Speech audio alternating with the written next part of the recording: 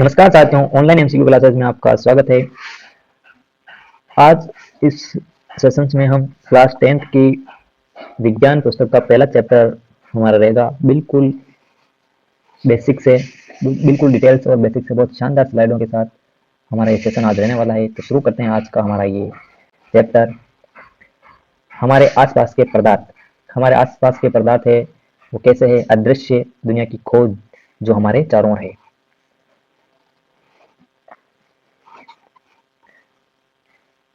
ये दुनिया किस चीज से बनी है? हमारे चारों ओर दुनिया है जो वो किस चीज से बनी है? वैज्ञानिकों के अनुसार विश्व में प्रत्येक वस्तु जिस सामग्री से बनी है उसे हम पदार्थ कहते हैं। पदार्थ की परिभाषा हो गई कि विश्व में जो भी वस्तु है वो किससे बनी होती है? पदार्थ से बनी होती है। चाहे वो पत्थर हो गया, हवा हो गई, पशु हो गया, या पेड़ पौधे हो गए, या फिर पानी की बूंद भी है, वो सारी सारी चीज क्या है? एक पदार्थ है। पदार्थ से मिलकर बनी होती है। तो कोई भी वस्तु जिसका द्रव्यमान हो और जो स्थान घेरती है वो क्या कहलाती है? पदार्थ कहलाती है। कोई भी वस्तु हो गई वो जिसका द्रव्यमान होता है और जो स्थान घेरती है वो क्या कहलाती है? पदार्थ कहलाती है। पदार्थ की परिभाषा हो गई। प्राचीन भारतीय दार्शनिकों ने पदार्थ को 5 मूल तत्वों में वर्गीकृत किया था। कितने तत्वों में? 5 तत्वों में, जिसे पंच तत्व कहते हैं। वे कौन कौन से हैं? वायु, पृथ्वी, अग्नि और जल। ये 5 तत्व है जिसे पंच तत्व कहते हैं। अगली स्लाइड देखते हैं। पदार्थ का स्वरूप सतत है या कणों से बना है?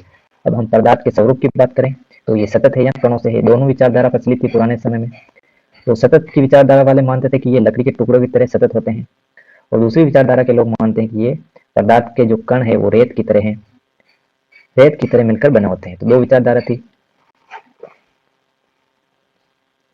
अगला हम प्रयोग देखते हैं। ये एनसीईआरटी की बुक में प्रयोग दे रखा है तो उसको हमने लिया हुआ है।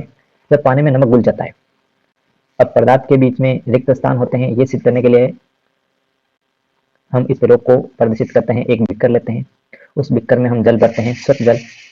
उस स्वच्छ जल में जहाँ तक जल भरा हुआ होता है वहां पर हम एक निशान लगा देते हैं इस प्रकार से, और उसमें नमक या शर्करा डालते हैं और फिर उसको नोट करते हैं। हम देखते हैं कि उसके जल स्तर में कोई बदलाव नहीं होता। उसका जल का जो स्तर है वो जो पहले का स्तर था वहीं रहता है, ये ऊपर नहीं बढ़ता है।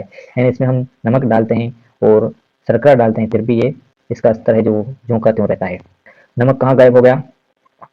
जब हम जल में नमक घोलते हैं तो नमक के कण जल के कणों के बीच रिक्त स्थान में समावेशित हो जाते हैं। तो जल के कण होते हैं उसमें रिक्त स्थान होते हैं। जो नमक के कण है वो जल के जो रिक्त स्थानों में समावेशित हो जाते हैं, जिस कारण ये ऊपर नहीं उठता है जल का स्तर, और जल का स्तर वो का वही रहता है और वो समावेशित हो जाता है और नमक गायब हो जाता है।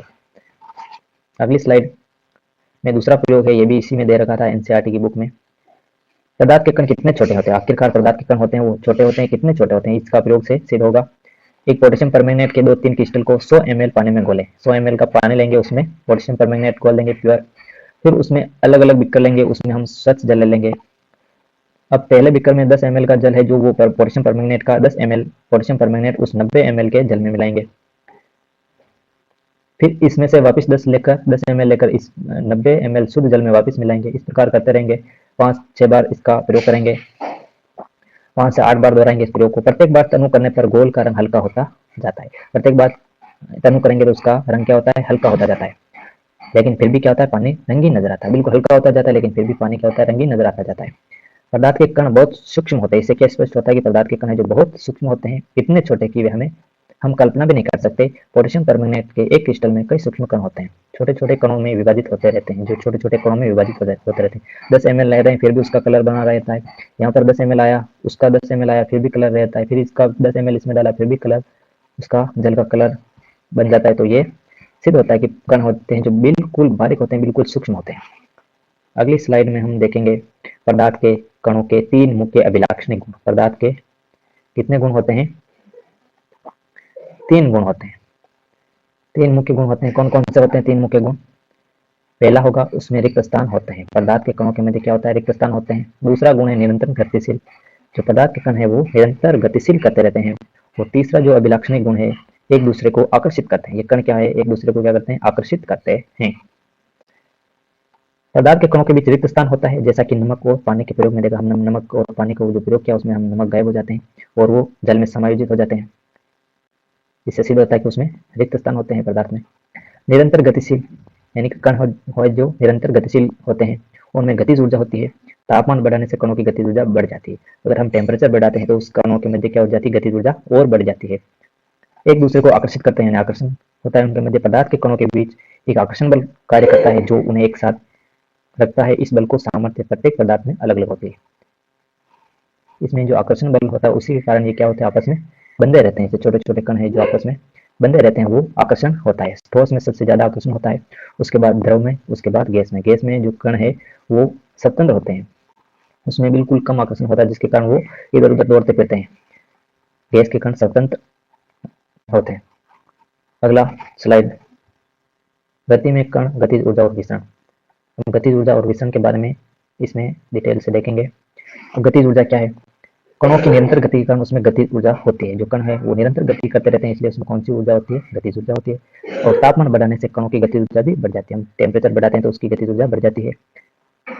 ये उदाहरण से देखते हैं कि गर्मा गर्म खाने की गंध कई मीटर दूर तक पहुंच जाती है, जबकि ठंडे खाने की महक के लिए पास जाना पड़ता है।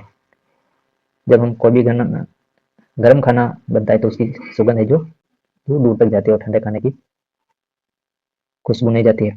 तो ये क्या है कि पदार्थ के कण गतिशील होते हैं, यानी गतिज ऊर्जा होती है उसके अंदर, और गर्म करने पर वो क्या हो जाते हैं, उसकी गति और बढ़ जाती है, जिस कारण वो दूर दूर तक उसके कण फैल जाते हैं और दूर दूर तक उसकी सुगंध आने लगती है भोजन की, गर्म भोजन की। अब विसरण की बात करें। विसरण की परिभाषा, दो विभिन्न पदार्थों के कणों का स्वतः मिलना ही विसरण कहलाता है। अगर दो पदार्थ के कण है वो स्वतः मिल रहे हैं तो वो क्या कहलाते हैं? विसरण कहलाते हैं। उदाहरण की बात करें, पानी से भरे बीकर में चाय की बूंद डालना। गर्म पानी में विसरण तेजी से होता है।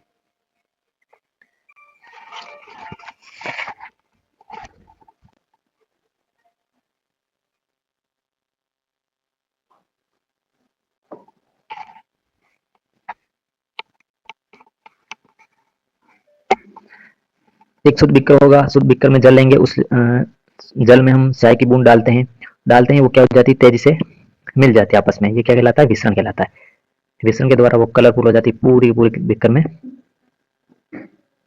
और ये भी अगर ठंडा पानी है तो वो विसरण धीरे होगा, और गर्म पानी है तो विसरण जल्दी हो जाता है, यानी जल्दी मिल जाती है। कणों का व्यवहार, पदार्थ की अवस्था। कणों का व्यवहार की देखिए बात करें, पदार्थ की अवस्था, तीन मुख्य अवस्था होती है, ठोस, द्रव, गैस, सभी को पता है। पदार्थ के कणों की विभिन्न अवस्थाओं के कारण ही पदार्थ तीन अलग अलग अवस्थाओं में पाए जाते हैं, ठोस, द्रव और गैस।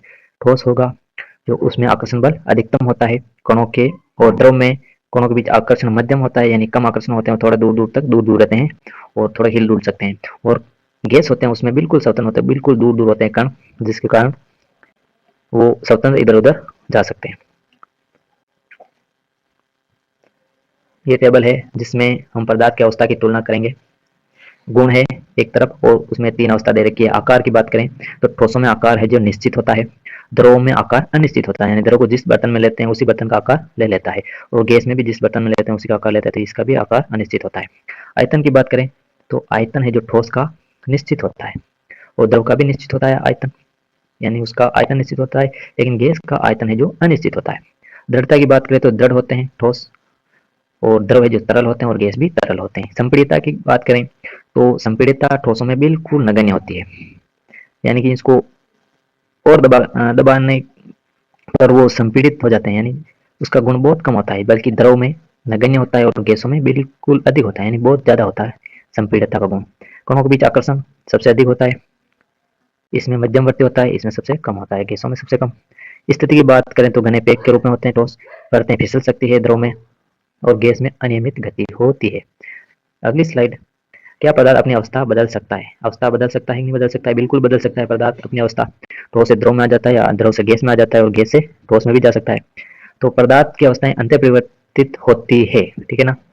अब तापमान में परिवर्तन करेंगे तो उसमें गैसों में यानी कि उसकी अवस्था परिवर्तन हो जाती है, और दाब में परिवर्तन करने पर भी पदार्थ अपनी अवस्था बदल सकता है। जैसे हम किसी बर्फ को गर्म करेंगे तो वो किसमें चला जाएगा? द्रव में, यानी कि बर्फ पहले ठोस था तो ठोस को फिर द्रव में बदल देते हैं थोड़ा सा टेम्परेचर देने पर, ठोस द्रव में बदल जाएगा, टेम्परेचर देने पर द्रव में बदल जाएगा, और टेम्परेचर देने पर वो किस में बदल जाएगा? गैस में बदल जाएगा। तो इस प्रकार हम इसकी अवस्था बदल सकते हैं टेम्परेचर के द्वारा, और दाब देकर भी हम इस प्रकार से इसका अवस्था बदल सकते हैं।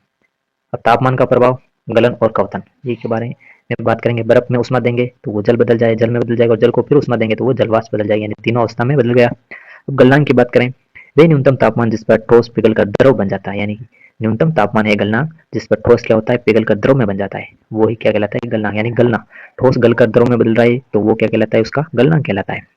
और बर्फ का गलनांक की बात करें तो 273.15 केल्विन यानी 0 डिग्री सेल्सियस पर बर्फ द्रव में बदल जाता है, यानी गल जाता है, तो ये इसका गलनांक हो जाएगा।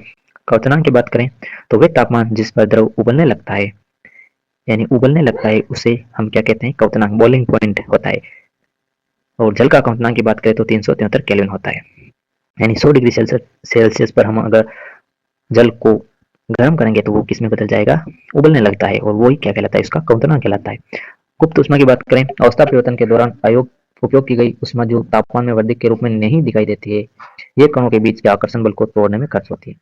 जो पदार्थों में आकर्षण बल होता है उस कणों के मध्य, उसको तोड़ने में जो ऊर्जा प्रयोग होती है उसे ही हम गुप्त ऊष्मा कहते हैं। दाब का प्रभाव, संपीड़न और ऊर्ध्वपातन। संपीड़न, दाब बढ़ाने और तापमान घटाने से गैस द्रव में बदल सकती है। दाब बढ़ाने पर और तापमान घटाने पर गैस किसमें बदल सकती है, द्रव में बदल सकती है, निश्चित है। अगर हम इसमें गैस है, इसमें दाब बढ़ाएंगे तो ये किसमें बदल जाएगी, द्रव में बदल जाएगी। गैस का किसमें बदल जाएगी, द्रव में बदल जाएगी। इसी प्रकार द्रव की पेट्रोलियम गैस है, संपीड़ित प्राकृतिक गैस है, ये इसमें बदल सकती है, द्रव में बदल सकती है। अब संपीड़न का हमने देख लिया, अब ऊर्ध्वपातन देखते हैं। ऊर्ध्वपातन किसे कहते हैं, द्रव अवस्था में आए बिना ठोस सीधे गैस में बदलने की क्रिया क्या कहलाती है, ऊर्ध्वपातन। यानी कि और फिर गैस बनती है, ठोस से द्रव और द्रव से फिर गैस बनती है, लेकिन जो द्रव अवस्था नहीं आएगी और ठोस से सीधा किस में बदल जाएगी, गैस में। ठोस से सीधा ही गैस में बदलने की क्रिया क्या कहलाती है, ऊर्ध्वपातन कहलाती है। ठोस से सीधे ही किस में बदलेगी, गैस में, यानी कि द्रव अवस्था में आने के बिना ही वो किस में बदल जाती है, गैस में बदल जाती है। यही क्या कहलाती है, ऊर्ध्वपातन क्रिया कहलाती है। और इसका ऊर्ध्वपातन का एक अच्छा उदाहरण है कॉपर और अमोनियम क्लोराइड। ये है जो साथियों ऊर्ध्वपातन के गुण पाए जाते हैं, कॉपर और अमोनियम, ये सीधे ही ठोस से किस में बदल जाते हैं, गैस में बदल जाते हैं। शुष्क बर्फ, ठोस कार्बन डाइऑक्साइड दाब कम करने पर सीधे गैस में परिवर्तित हो जाता है। और CO2 है, वो भी दाब कम करते हैं इसका, तो ये भी किसमें बदल जाती है, सीधे गैस में बदल जाती है। ठोस से सीधे किसमें जाती है, ये गैस में बदल जाती है, इसे हम ऊर्ध्वपातन कहते हैं। अगले और देखते हैं अवस्था परिवर्तन के संपूर्ण चक्र देखते हैं। इस चक्र से बहुत ही शानदार, ठोस का सीधे गैस में बदलना क्या कहलाता है, ऊर्ध्वपातन कहलाता है। और फिर गैस से ठोस में बदलना निक्षेपण कहलाता है। गैस से ठोस में बदलना निक्षेपण कहलाता है। और गैस से द्रव में बदलते हैं तो बदलना क्या कहलाता है, संघनन यानी जमना। गैस जमती है द्रव के रूप में, उसे संघनन कहते हैं। और द्रव से गैस में बदलना वो क्या कहलाता है, वाष्पीकरण। कोई द्रव है वो गैस में बदल रहा है तो वो क्या क्रिया कहलाती है, वाष्पीकरण कहलाती है। इसी प्रकार द्रव से ठोस में बदलना जमना कहलाती है, फ्रीजिंग कहलाती है। जो द्रव ठोस में यानी कि जल है वो बर्फ में जम रहा है तो वो जमना कहलाती है। और बर्फ से वापिस द्रव यानी कि जल बन रहा है तो वो संघनन कहलाती है। क्या कहलाती है, संघनन। ये क्रिया है, एक इंपॉर्टेंट चक्र है साथियों।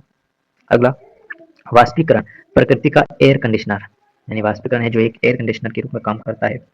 क्वथनांक से कम तापमान पर द्रव के वाष्प में परिवर्तन होने की प्रक्रिया को वाष्पीकरण कहते हैं। जो क्वथनांक है उससे कम तापमान पर द्रव के वाष्प में परिवर्तन होने की प्रक्रिया को क्या कहलाते हैं, वाष्पीकरण कहलाते हैं। यानी क्वथनांक से भी कम तापमान पर जब क्या हो जाता है, द्रव वाष्प में परिवर्तित हो जाता है तो उसे हम वाष्पीकरण कहते हैं। ये एक सतही प्रक्रिया है। वाष्पीकरण दर को प्रभावित करने वाले कारक कौन कौन से, ये देखेंगे अभी।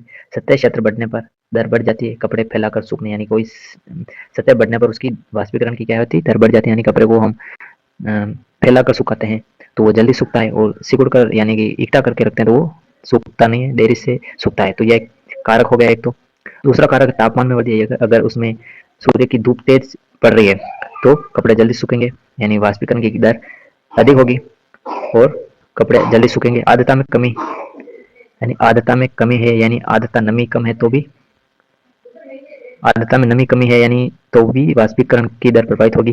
वायु की गति में वृद्धि, अगर वायु की गति ज्यादा है तो भी वाष्पीकरण ज्यादा होगी साथियों।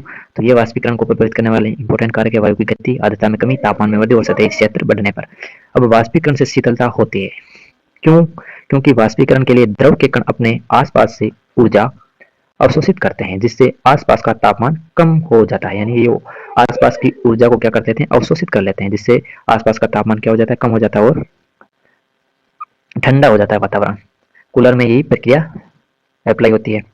हमारे दैनिक जीवन का विज्ञान के बारे में इसमें देख लेते हैं साथियों। हमारे आसपास की हर चीज का व्यवहार उसके अदृश्य कणों के नियमित नियमों द्वारा ही संचालित होता है। पहला देखो साथियों, गर्मियों में हम सूती कपड़े पहनते हैं। सूती कपड़े क्यों पहनते हैं, कि सूती कपड़े पसीने को आसानी से सोख लेते हैं और उसका वाष्पीकरण तेजी से होता है, जिससे शरीर शीतलता रहती है, यानी शरीर ठंडा रहता है, शीतल रहता है, यानी पसीने को जल्दी सोख लेता है। दूसरा उदाहरण है, बर्फीले जल से भरे गिलास की बाहरी सतह पर पानी की बूंद, यानी बर्फ से भरा गिलास है उसकी बाहरी सतह पर पानी आ जाता है। क्यों आ जाता है, क्योंकि बाहर की जो वातावरण में जलवाष्प की बूंदें होती है वो ठंडे गिलास की सतह के संपर्क में आकर संघनित हो जाती है, क्या हो जाती है, वहां पर जम जाती है, यानी कि वो गैस है वो द्रव अवस्था में आ जाती है और वो बाहर बूंद की बूंदे जम जाती है, जिस कारण गिलास पर वो पानी की बूंदे नजर आती है हमको। गर्म शुष्क दिन में कूलर का अधिक ठंडा करना, यानी गर्म शुष्क दिन है उसमें कूलर जो क्या करता है, ठंडी ठंडी हवा देता है। वो किसके कारण होता है साथियों, वाष्पीकरण की दर तेज होती है, इस कारण वाष्पीकरण के कारण कूलर हमको क्या देता है, ठंडी ठंडी हवा देता है, जो बाहर के वातावरण को क्या कर देता है, ठंडा कर देता है। शुष्क दिन में आर्द्रता कम होती है जिससे वाष्पीकरण की दर तेज होती है और अधिक शीतलता मिलती है। साथियों ये थी आज की पीपीटी। साथियों आपको कैसा लगा ये वीडियो? साथियों चैनल को सब्सक्राइब कर दे और बेल आइकन को दबाना न भूले। इसी प्रकार की वीडियो देखने के लिए जरूर से जरूर आप चैनल को सब्सक्राइब कर दें।